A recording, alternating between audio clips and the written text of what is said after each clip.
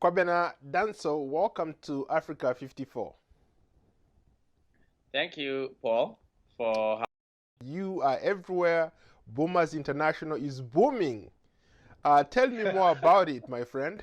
when you came to do the interview, we had started working on our expansion plan. We were looking at how we increase our production and also expand our market. We've had a number of expansions, including even expanding our product portfolio. So when you were here, we were only doing the normal bikes and then the children tricycles, I think. But now we've also started producing electric bikes, and so we keep on developing new products. We keep on coming up with, and we were only limited in Europe through our partners called Boo. But now we are also hitting the North American market. We've hit the North American market very well, and we are still working to get more shops and more partners to work with in North America. I think we've sold almost about 50 bikes in North America right now. Interesting. Why would one want to buy your bike as opposed to the regular bikes that we see in the stores? The bamboo bike is environmentally friendly. It's being made from wood. There's nothing like rusting on the frame. So the frame doesn't rust. It's environmentally sustainable. And because we are promoting the use of bamboo, we are also supporting the growing and the planting of bamboo, and bamboo actually absorbs more carbon than any other plant. And so once we are promoting the use of bamboo and the growing of bamboo, we are actually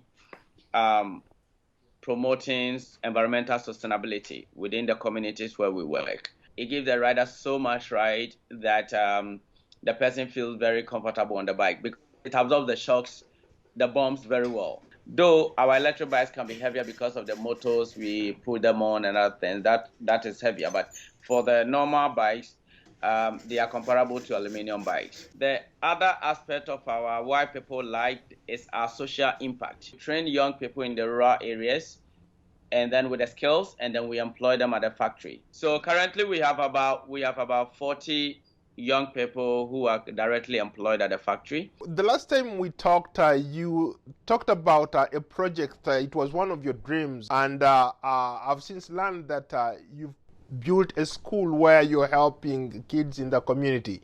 Can you speak to that? One of my goals is how do we train the next generation of African leaders, young people, to think differently, to think proactively, to become change makers, become ethical leaders, and to pioneer the development Africa needs and what Africa wants. And so the whole idea of the school is about change making. So currently what we're trying to provide is a world-class education using world-class pedagogy to train these children with a different state of thinking. We currently have about 370 kids between the ages of 2 and 10 years who are undergoing such training programs through our school. So it's been an exciting program. It's been a very exciting journey. I go to the school every day feeling so proud, feeling so happy because we see the change that is coming. How much of an impact has COVID-19 had on those projects? Because of COVID-19, all schools were closed down for about 8 months. And so it affected the kids much in terms of academic work, in terms of training, in terms of development. But for boomers, we didn't really feel the COVID. Actually, because of COVID, a lot of people are now practicing social distancing. And so people are now more interested in bicycles. And because people are now more interested in bicycles, we have actually an upsurge in production.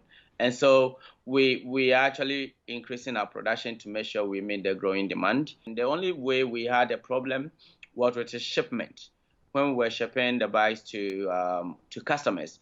Because of COVID, there were delays in shipping. Sometimes you can't even get a courier to ship the goods, and it was hectic. Kwabena, thank you so much for your time, man. Thank you so much, Paul.